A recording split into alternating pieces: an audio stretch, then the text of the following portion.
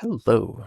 In this Blood Death Knight analysis video, I'm going to give you all the information you need to know about primordial stones and what stones you might be interested in using, particularly if you are a Blood Death Knight.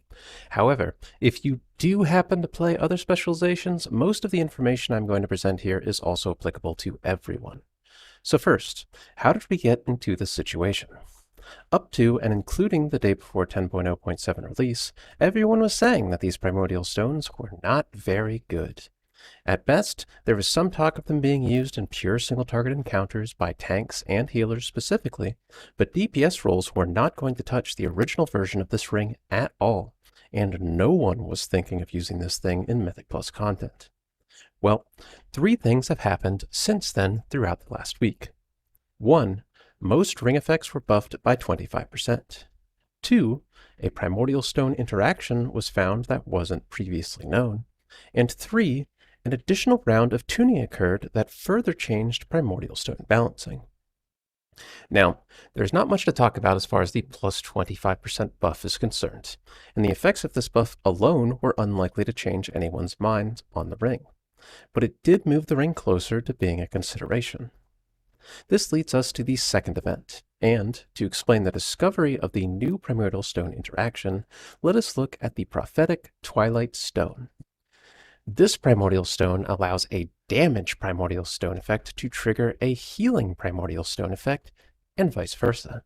So normally, the advantage of an effect like this is that you can get around double the amount of procs from 2 different Primordial Stones, resulting in around 4 stones worth of procs instead of 3. However, the downside is that you need to use a mix of damage and healing effects, instead of being able to double down on damage gem effects. Now, at this point, some people might be wondering why I'm considering having to use a healing effect as a cost.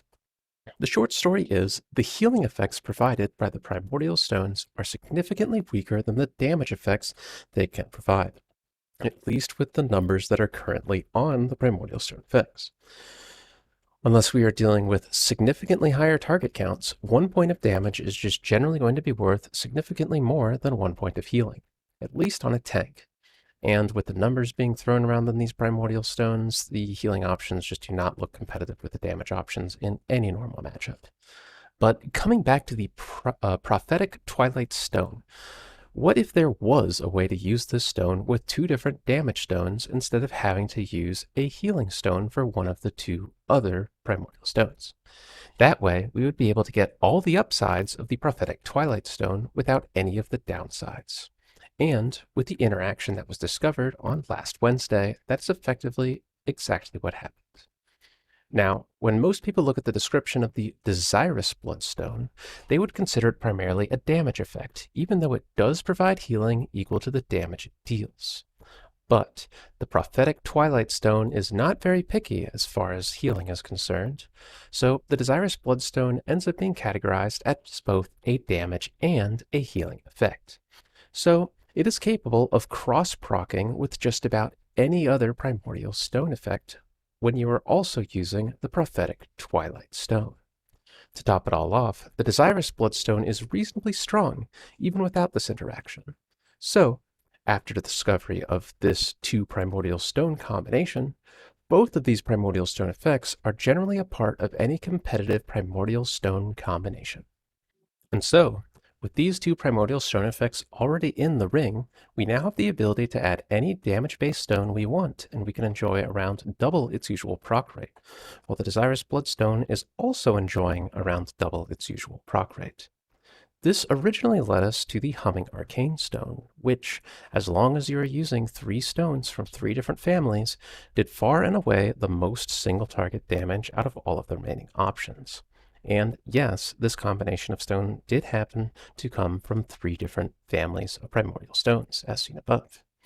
At this point in time, if the primordial stones were worth using for your class specialization at all, the Humming Arcane Stone was the correct decision for pretty much all content with the exception of Primalist Council Fight from Raid. However, just 1 day later, a third event occurred to further shake up the primordial stone meta: an additional Blizzard tuning pass. Blizzard had 2 stated goals with this balancing pass. One, they thought Humming Arcane Stone was a little too dominant in Primordial Stone selection, and two, Blizzard recognized that the multiple target damage stone effects were too weak to use even in Mythic Plus content. As such, the Humming Arcane Stone got nerfed while all other stones got buffed.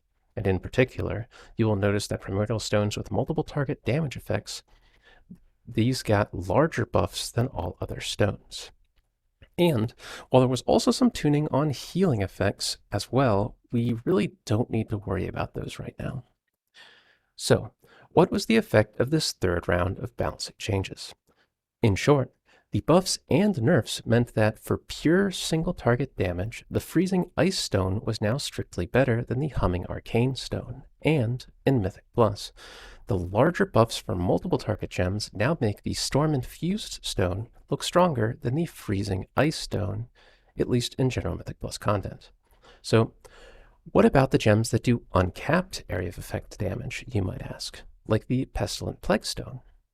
Well, even with the especially large buffs these uncapped effects received, they still don't look stronger than the Storm Infused Stone for general Mythic Plus use. Not only are they more dedicated area of effect gems worse at increasing character damage over a normal ring in AoE situations, but their lack of damage on single target, small target cleave, and priority damage situations really hurt their overall competitiveness, even in something like Mythic Plus. Granted, there are two things you should know about the Storm-Infused Stone. One, unlike most Primordial Stones, it has a proc rate that scales off of your haste. So, this stone will get disproportionately stronger relative to other Primordial Stone effects the more haste you have. Two, this stone is capable of hitting targets in front of you up to 40 yards away, even if you are not in combat with them, so it can ninja pull packs in Mythic Plus very easily. Unfortunately, while it isn't as common, it also appears that the Freezing Ice Stone and Humming Arcane Stone also share this behavior to some extent. It's just a bit less likely to happen with these two single target stones because they are only hitting one enemy instead of 3. If this behavior doesn't get fixed and you don't want to take the chance of this happening, you may want to consider an alternative setup that we will talk about in more detail later. One that can also be better than the Storm-Infused Stone in Mythic Plus, even if they do happen to fix the Ninja Pull problem. But first, do we even want to use Primordial Stones in the first place over a normal ring? Sure, we are gaining all of these fancy damage effects, but we are also losing around 1,300 secondary stats to do so, which is a lot of stats. Given this trade-off, it is important to point out that the flat damage effects look better on specializations with low base damage. Primordial Stones, in general, perform better relative to secondary stats on lower target counts as well. The Primordial Stones are going to look better on specializations with low secondary stat scaling in general, whether this has to do with scaling related to damage output, healing output, personal survivability, or whatever. And the Primordial Stones are particularly going to look better on specializations who have more versatility and critical strike rating than normal, since most stones only scale off of those two secondary stats. Now we have reached the part of this video that is going to have a much heavier emphasis on Blood Death Knights in particular. As such, if you're going to try and apply what I am saying from this point on to other specializations, even if they are also tanking specializations, just keep in mind that by virtue of having really low base damage, the Primordial Stones are going to at least be a little more valuable for Blood Death Knights than even on most other tanking specializations. It is also possible that different secondary stats interactions between the tanks could also lead to different conclusions. So, how do we normally determine whether or not an item is an upgrade on a tank? Normally, we are looking at the effect of a combination of metrics in one or more situations, and based on those results and how we are valuing each of these different characteristics, we can decide whether or not a particular trade-off is worthwhile. In the case of using Primordial Stones over a regular ring, the trade-off is pretty straightforward. In single-target situations, we gain an absurd amount of single-target damage for a relatively low cost of mitigation and effective health. If we are just looking at the single-target situation on its own, using the Primordial Stones is a no-brainer decision. On the other hand, in a generic AoE pull with no priority target present, the damage gain is much more muted relative to the survivability losses. And while you would still consider taking it in this situation, the potential gain is a lot less noticeable. So, yes, this does look like a trade-off worth taking, and that remains true even in Mythic Plus content. Though it is true that with a large enough target count, this probably becomes a bad trade-off specifically for those situations. Even so, the overall trade-off is generally something I would consider to be worth taking. In any case, my general conclusion is going to be mostly the same. This ring is worth using in Raid, and even for general use in Mythic Plus, even though Mythic Plus has a lot of situations where Primordial Stones aren't going to feel like a good decision, there are still enough single target or priority target situations in most dungeons where the Primordial Stones will outperform a regular ring by a large enough margin that losing some effectiveness on some trash pulls is a trade-off we are willing to take, especially on tyrannical weeks and especially in dungeons with lower target counts in pulls. That being said, just be mindful you're losing around 2 flasks worth of secondary stats, so while it is a lot of damage, it is going to feel bad to run this even when it is optimal. No one likes losing a lot of secondary stats regardless of the situation. That being said, there's another common question I have received this week that leads to an interesting answer. The question is, can we use Primordial Stones as a replacement for the unstable Frostfire belt? You see, several plate classes often make use of the unstable Frostfire belt in order to proc one or both of the fire rings from Raid, since plate classes generally don't have any natural sources of fire damage. However, the unstable Frostfire belt effect on its own, if we are not considering the fact that it can proc the Raid fire rings, isn't the greatest, and the stat line it has is bad for many tank specializations, including Blood Death Knights. The idea is that if you can find another method of triggering the Raid fire rings, that you could gain more value by swapping the unstable Frostfire belt to a belt with better stats, along with the ability to use another, more preferable embellishment effect that would generally be stronger if the Raid fire rings were not a factor. So, even if we were going to use Primordial Stones to try and replace the Fire Belt, the only option even worth considering is using the Flame-Licked Stone with the normal Prophetic Twilight Stone and Desirous Bloodstone setup. This results in a fire damage over time effect with around a 48% uptime on single targets, which is slightly better than the 44% you would achieve with the unstable Frostfire belt alone.